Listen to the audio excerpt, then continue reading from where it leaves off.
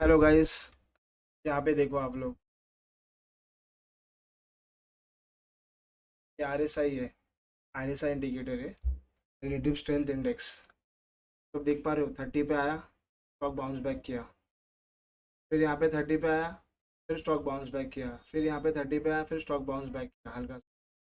दो बार यहाँ पे देखो, 30 पे आया, ओवरसोल्ड जोन पे आया। यहाँ पे 30 पे स्टॉक बाउंस बैक कर दिया। अभी भी देख सकते हो आप, यहाँ पे स्टॉक गिर रहा था, 30 पे आया, बाउंस बैक कर दिया। ऐसा स्टॉक बार बार करता है। देखो यहाँ पे भी आप देख सकते हो, 28 मई को RSI 30 पे आया, स्टॉक कंटिन्यू गिर रहा था, यहाँ से फिर स्टॉक बाउंस बैक कर दिया। ये कोई कोइंसिडेंट नहीं होता है। RSI काम ही ऐसे किया जाता ऐसे करता है। आज के वीडियो में हम समझेंगे कि RSI होता क्या है, RSI को कैसे यूज़ किया जाता है, और उसके तीन स्ट्रैटेजीज। और आप जो 90% रिटेल ट्रेडर्स जो गलत तरीके से RSI यूज़ कर रहे हैं, आप लोग को मालूम पड़ेगा कि वो लोग गलती क्या कर रहे हैं और आप लोग कैसे यूज़ करना है। तो लेट्स स्टार्ट द वीडियो।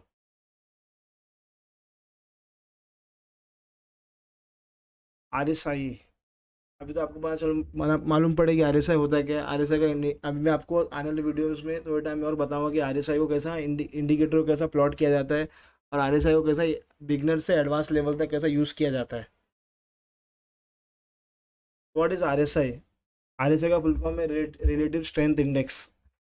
उसको वॉल्स विलेडर ट्रेडर ने बनाया था 1978 में। उन्होंने लॉन्च किया था। RSI measures how fast and how much price has moved and give you number between 0 to 100। RSI ना जो होता है ना, वो कभी भी बताता है कि उसका स्ट्रेंथ कितना है, जो प्राइस का। अगर स्टॉक ऊपर जा रहा है तो उसमें स्ट्रेंथ कितना है। ऐसा तो नहीं कि वो फेक स्ट्रेंथ है कि बस प्राइस भी ऊपर जा रहा है और RSI नीचे जा रहा है। तो RSI जो है वो रिलेटिव स्ट्रेंथ इंडेक्स है। वो एक इंडिकेटर है जो बताता है कि प्राइस में स्ट्रेंथ कितना है, प्राइस में पावर कितना है, कि हाँ जो जो प्राइस जा रहा है ऊपर सस्टेन करेगा कि नहीं करेगा। और जो प्राइस नीचे आ रहा है, वो दिखा रहा है कि हाँ कितना नीचे आ सकता है। तो जनरली RSI का ना एक स्केल होता है 0 to 100 का, और वो 0 to 100 के भी होता है।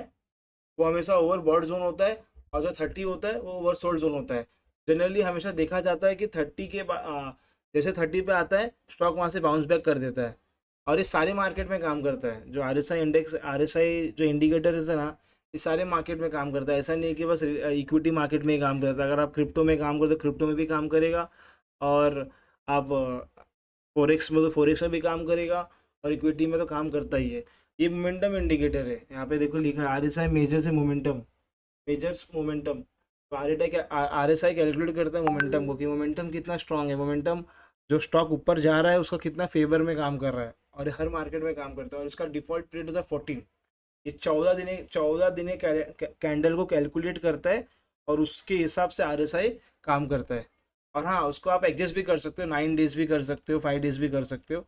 9 डेज जनरली जो बहुत स्कैल्पर लोग होते हैं, जो फास्ट ट्रेडिंग करते हैं, जो क्रिप्टो विप्टो में काम करते हैं, उनके लिए 9 डेज होता है। बट जनरली जो इक्विटी मार्केट्स में होता है, वो सब ज़्यादा करके ट्रेडर्स और इन्वेस्टर्स 14 डे यूज़ करते हैं। इसका तीन जोन होता है, जैसे कि आपको पता है।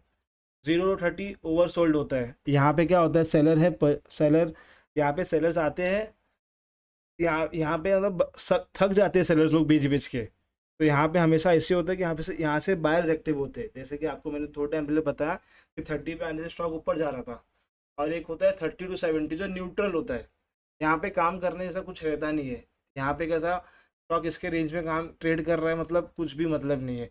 फिर एक होता है ओवरबॉट जोन 70। 70 मतलब स्टॉक, अगर RSI और आपका स्टॉक 70 तक पहुंच चुका है, मतलब अब यहाँ से चांसेस है स्टॉक गिरने का।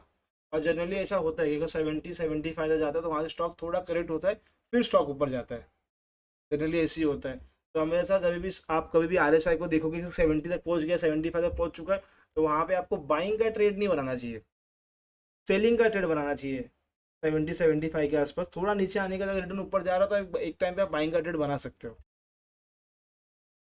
और इसमें तीन स्ट्रैटेजीज होती है, और तीन स्ट्रैटेजीज में आपको बताऊंगा। उसके पहले मैं आपको चार्ट पे लेके चलता हूँ और दिखाता हूँ कि RSI दिखता कैसे और RSI को प्लॉट कैसे किया जाता है।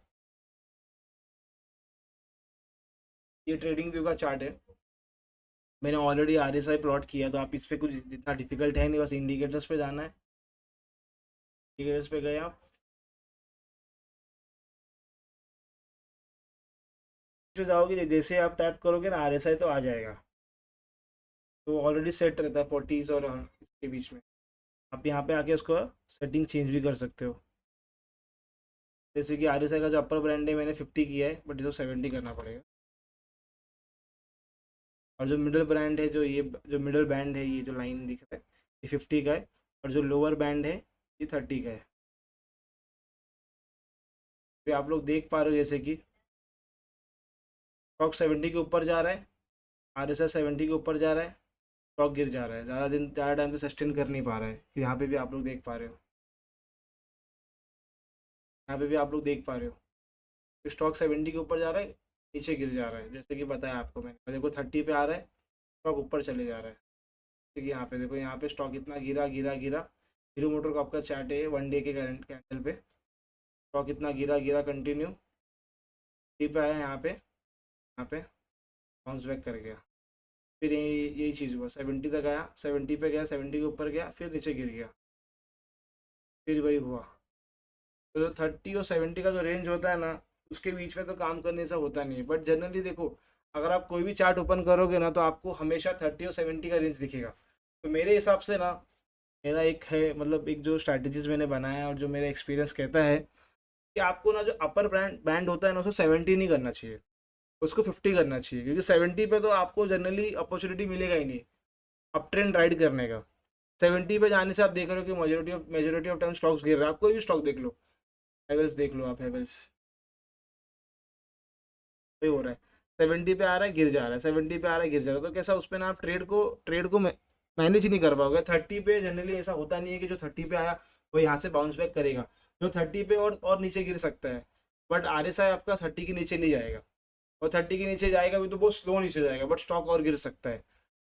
ये पॉली कैप को देख लो आप, ये हमेशा 70 के ऊपर ही रहता है। ये देखिए आप लोग, ये मेरा 70 के ऊपर ही रहता है मेजोरिटी ऑफ टाइम, क्योंकि स्टॉक अप ट्रेंड में रहता है ज़्यादा करके, फंडामेंटली अच्छा स्टॉक है। ज़्यादा करके हमेशा आपको हमेशा 70 के ऊपर दिखेगा। 30 पे बहुत रेयर मिलेगा आपको। तो देखो जैसे कि 30 पे आपको यहाँ मिला था, क्या था, 7 मार्च 2025, तो स्टॉक गिर रहा था। फिर देखो अभी तक 70 30, देखो 30 कब आया, इधर आया, क्योंकि स्टॉक इतना गिरा नहीं था, फिर भी 30 पे आया। तो RSI जो है ना, वो एक प्रकार का ना लैगिंग इंडिकेटर है। आप इस पे बस RSI पे ना ब्लाइंडली ट्रस्ट नहीं कर सकते। तो इसके अच्छा, इसमें एक ही ऑप्शन आता है, इसको ना आप जो 70 है ना, इसको 50 करो।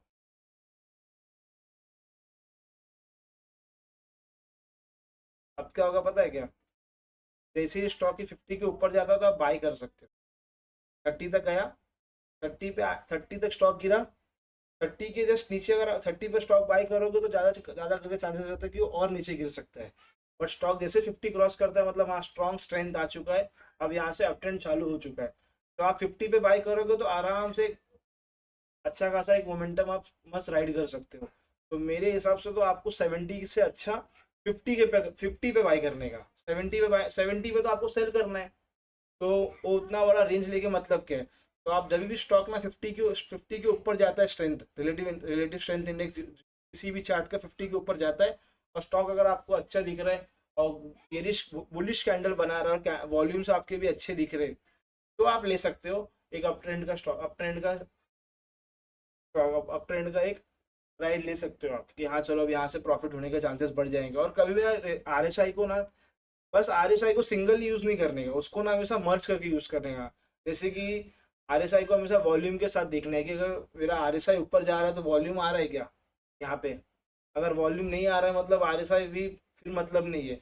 और सेकेंड चीज़ क्या, अगर मेरा RSI ऊपर जा रहा है तो मेरे मेरे जो कैंडल्स है वो बड़े बड़े कैंडल्स बन रहेगा। जैसे कि ये देखो, अभी कैसा यहाँ पे RSI ऊपर गया तो वॉल्यूम भी अच्छा आया, कैंडल भी अच्छा बना, तो हाँ चलो सब जगह से कंफर्मेशन आ रहा है, तो हाँ मैं यहाँ पे एंट्री ले सकता हूँ टाइट स्टॉप लॉस के साथ। तो RSI को हमेशा ज़्यादा करके 2-3 इंडिकेटर के साथ यूज़ करना रहता है। सिंगल इंडिकेटर्स पे अगर RSI यूज़ करोगे तो आपको चांसेस बढ़ जाएगा लॉस होने का, क्योंकि RSI लैगिंग इंडिकेटर है।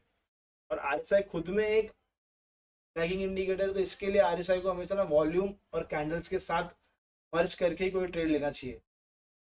अभी आपको, और एक दूसरा भी होता है, जैसे कि RSI तो ऊपर जा रहा है, अरे प्राइस आपका ऊपर जा रहा है बट आरएसआई नीचे जा रहा है, उसको बोलते हैं डाइवर्जन।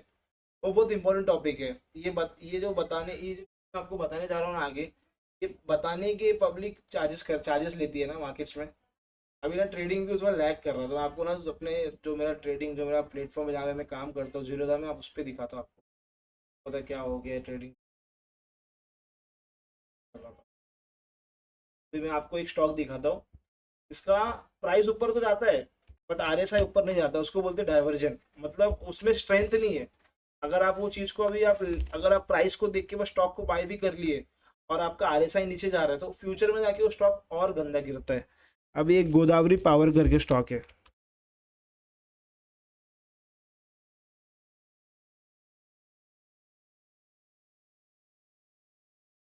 ये वाला गोदावरी पावर।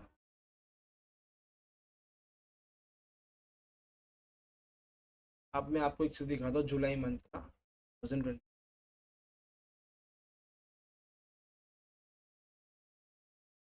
ये देखिए,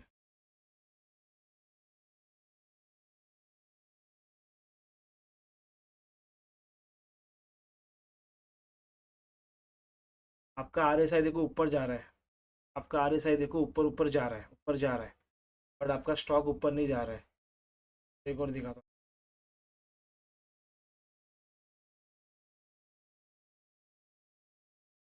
स्टॉक तो आपका ऊपर जा रहा है यहाँ पे, बट आपका आरएसआई उतना स्ट्रेंथ नहीं दिखा रहा है, तो इसको बोलते हैं डाइवर्जन। कभी भी ना अगर आपको ऐसा दिखे चार्ट पे, तो उससे दूर हट जाने का कि यहाँ पे डाइवर्जन आ रहा है, मतलब आरएसआई और प्राइस दोनों अलग अलग शो कर रहे हैं, दोनों अलग अलग पिक्चर दिखा रहे हैं, तो वो चीज़ से दूर रहने का। और दूसरा देखो यहाँ पे, ये स्टॉक ऊपर गया, आरएसआई देखो नीचे आया, तो इसको भी कहते हैं डाइवर्जन। ये बहुत हार्मफुल होता है ट्रेडर्स के लिए। कभी कभी क्या होता है, ट्रेडर्स ना जंप कर लेते हैं कि अरे प्राइस ऊपर जा रहा है बिना आरएसआई देखे। अगर आरएसआई स्ट्रेंथ दिखा रहा है तो ठीक है, हाँ दोनों दोनों मर्ज है, दोनों साथ में काम कर रहे हैं, प्राइस और आरएसआई दोनों साथ में दिखा रहा है। कभी कभी क्या होता है, आरएसआई नीचे गिरता रहता है, प्राइस ऊपर जाता रहता है, तो फ्यूचर में जाके ना प्राइस और नीचे गंदा गिरता है। और आरएसआई तो क्या है, 30 के नीचे जाएगा नहीं, बहुत बहुत जाएगा 20 जाएगा, बहुत गया तो गया 20 जाएगा, बहुत रेयर जाएगा वो। उसके नीचे तो जाएगा नहीं, क्योंकि उसका लोअर बैंड ही वही है, तो उसके नीचे तो जाएगा नहीं। तो आरएसआई एक लैगिंग इंडिकेटर है, आरएसआई के साथ आप बस आरएसआई को ना आप कंबाइन कर सकते हो। और एक कंफर्मेशन के लिए बस आप बस बस आरएसआई के ऊपर डिपेंडेंट मत रहो। तो कैसा है, आप as a investor, as a trader, आपको आरएसआई के बारे में पता होना चाहिए कि आरएसआई एक लैगिंग इंडिकेटर है। अगर आपको कोई बताता कि नहीं आरएसआई सबसे बेस्ट इंडिकेटर, तो उसको आप बता सकते हो कि नहीं आरएसआई में ये सब प्रॉब्लम है। अभी देखो मैं आपको तीन स्ट्रैटेजी बताता हूँ आरएसआई का। तो तीन स्ट्रैटेजी कैसा होता है, कभी भी ना आरएसआई को क्या करते हैं पब्लिक की, 30 के आसपास आया तो बाई कर लेते हैं, क्या सोच के कि अब यहाँ से स्टॉक अप ट्रेंड में हो जाएगा। बट ऐसा नहीं रहता है ना। स्टॉक को कभी भी ना वेट करने का, जैसे 30 के आसपास गया, वहाँ पे वेट करने का, वहाँ से जब स्टॉक थोड़ा ऊपर जाता है ना, 40 45 50, जैसा मैंने आपको बताया 50 के ऊपर जाता है स्टॉक, तो समझ आने का हाँ अब यहाँ से स्टॉक में स्ट्रेंथ आ चुका है, अब यहाँ से स्टॉक ऊपर जाएगा। तो हमेशा 50 के ऊपर बाई करने का। 30 तक गिर गया, ओवरसोल्ड जोन आ गया, अब यहाँ से स्टॉक ऊपर ही जाने वाला है, तो हमेशा 50 का वेट करने का। 50 के ऊपर चले गया और कैंडल भी स्ट्रांग दिख रहा है, बड़ा बुलिश कैंडल दिख रहा है, वॉल्यूम भी अच्छा है, तो हाँ अब यहाँ से मैं एक ट्रेड ले सकता हूँ। और एक दूसरा, और एक सेकंड स्ट्रैटेजी क्या होता है, RSI cross 70 back to below. ये क्या होता है, कभी भी ना मार्केट्स में क्या करते हैं, हम शॉर्टर्स होते हैं, आपको पता है शॉर्ट सेलिंग क्या होता है, नहीं पता है तो मैं आने वाले वीडियो में बता दूंगा शॉर्ट सेलिंग होता है क्या है। तो वो लोग क्या करते हैं, 70 पे वो लोग, और शॉर्ट सेलिंग का आप इक्विटी में नहीं कर सकते, शॉर्ट सेलिंग आप डेरिवेटिव्स में ही कर सकते हो। तो शॉर्ट सेलर्स लोग क्या करते हैं, जैसे वो चार्ट, जैसे वो स्टॉक 70 पे आता है, वो लोग अपना डेरिवेटिव में पोजीशन बनाते हैं, पी खरीदते हैं या तो ऑप्शन को सेल करते हैं। तो वो लोग भी एक तरीके से प्रॉफिट बनाते हैं कि हाँ 70 पे स्टॉक आ चुका है, तो अब यहाँ से स्टॉक गिरने वाला है। बट मेजोरिटी ऑफ टाइम ऐसा नहीं होता है। अगर स्टॉक 50 के ऊपर जा रहा है, मतलब स्टॉक में स्ट्रेंथ आया, तो स्टॉक और ऊपर जा सकता है, और 70 के ऊपर वो काफ़ी टाइम तक रह सकता है, तो उससे आपको लॉस भी हो सकता है। तो 70 के ऊपर, 70 के पास गया, वहाँ से नीचे आया, फिर नीचे आया, तो आप एक डाउन साइड का एक पोजीशन ले सकते हो कि हाँ चलो अब यहाँ से डाउन साइड का पोजीशन में बना सकता हूँ। फिर एक थर्ड स्ट्रैटेजी है डाइवर्जन, जो मैंने आपको बताया आरएसआई डाइवर्जन। ये बहुत आसान है, ये भी बहुत आसान है, लेकिन ये जल्दी चार्ट पे आपको देखने नहीं मिलेगा, आपको बहुत ढूंढना पड़ेगा कि प्राइस ऊपर जा रहा है और आरएसआई नीचे जा रहा है, ये बहुत रेयर होता है। बट जब होता है तो आपको बड़ा मोमेंटम मिलेगा, बड़ा राइड मिलेगा। अगर कभी भी आप देख रहे हो ना कि आरएसआई आरएसआई नीचे जा रहा है और आपका स्टॉक ऊपर जा रहा है, तो आप ना थोड़ा टाइम वेट करके ना एक बियरिश ट्रेड ले सकते हो कि हाँ अब यहाँ से स्टॉक गिरेगा ही गिरेगा, क्योंकि प्राइस में स्ट्रेंथ नहीं है। आप समझ रहे हो ना, प्राइस में स्ट्रेंथ नहीं है तो आज नहीं तो कल तो गिरेगा ही गिरेगा। ये 3 स्ट्रैटेजी है जो आरएसआई के थ्रू आप यूज कर सकते हो। अब मैं आपको बता कि 4 mistakes most RSI trader make. चार ऐसा क्या मिस्टेक है जो आरएसआई ट्रेडर्स मिस्टेक करते हैं मार्केट्स में, और वो 90% ट्रेडर्स में आ जाते हैं। पहला मिस्टेक होता है buying the momentum RSI hit 30। जैसा मैंने आपको बताया कि जैसे ही 30 पे स्टॉक आता है तो क्या करते हैं सारे ट्रेडर्स ना घुस जाते हैं बाई करने के लिए कि अब यहाँ से स्टॉक अप ट्रेंड मिलेगा, अप ट्रेंड मिलेगा। बट जनरली ऐसा नहीं होता है। अगर स्टॉक 30 पे आया तो स्टॉक वीक है, उसको स्ट्रांग तो होने दो। और स्ट्रांग कब होगा, जब वो 50 के ऊपर जाएगा। जब वो 50 के ऊपर जा रहा है तब आप बाई कर सकते हो कि हाँ 50 के ऊपर जा रहा होगा, स्टॉक में स्ट्रेंथ आ गया, बुलिश हो गया, बायर्स एक्टिव हो गए, बड़े बायर्स एक्टिव हो गए कि हाँ अभी स्टॉक को ऊपर लेके जा सकते हैं। दूसरा क्या होता है, RSI using alone without confirmation.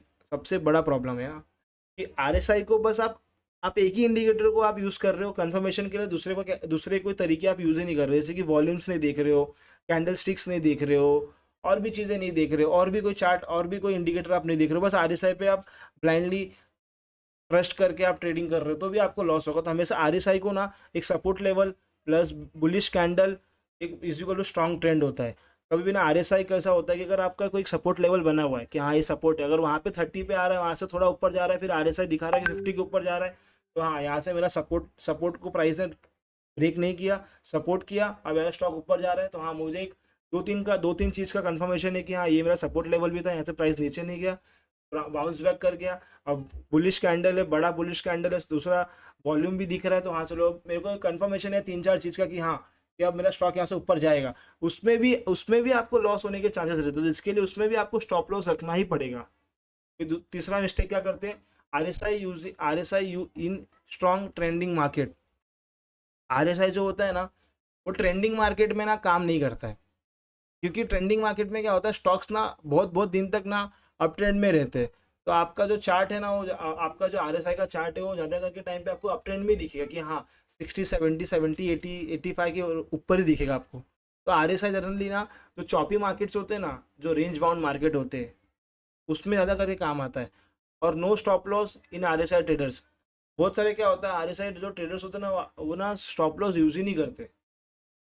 और सबसे बड़ा प्रॉब्लम है ना, मोस्ट ऑफ द ट्रेडर्स का, बहुत सारे ट्रेडर्स का नहीं प्रॉब्लम है कि स्टॉप लॉस यूज नहीं करते। आपको स्टॉप लॉस ना चार्ट पे लगाना है, अपने ब्रोकर पे लगाना है, ना कि अपने माइंड में लगाना है। अगर आप अपने माइंड में स्टॉप लॉस लगाओगे ना तो आप वो एग्जीक्यूट ही नहीं कर पाओगे। तो इसके लिए कभी भी ना एंट्री जैसे लिए ना तो उसी टाइम पे आपको स्टॉप लॉस भी लगाना है। अगर आप स्टॉप लॉस नहीं लगाते हो तो वो लॉस जब नीचे गिरेगा ना स्टॉक आपका, तो आप क्या सोचोगे अभी गिरा ना, बाउंस बैक कर जाएगा, बाउंस बैक कर। वो बाउंस बैक नहीं करता है, वो नीचे गिरने का कुछ तो कारण होगा ना। वो कारण आपको मालूम पड़ता है, सबको मालूम पड़ता है, सब आके बेचने लगते हैं।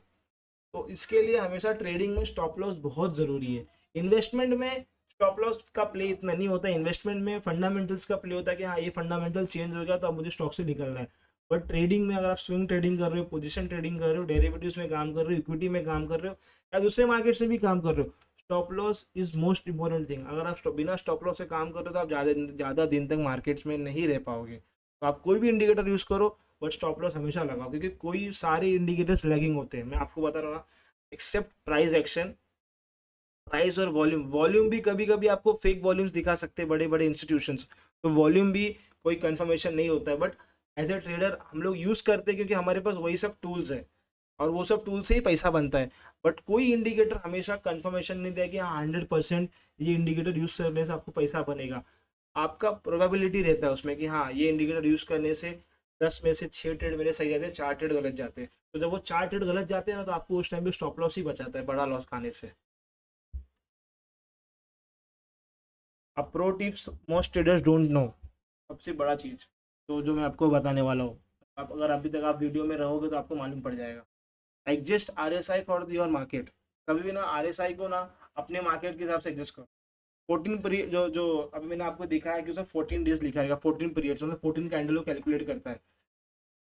बट अगर आप क्रिप्टो में काम करते हो या कोई और जगह कोई हम लोग आप फोरेक्स में काम करते हो तो आप वहाँ पे ना क्रिप्टो में जनरली फास्ट सिग्नल चाहिए रहता है।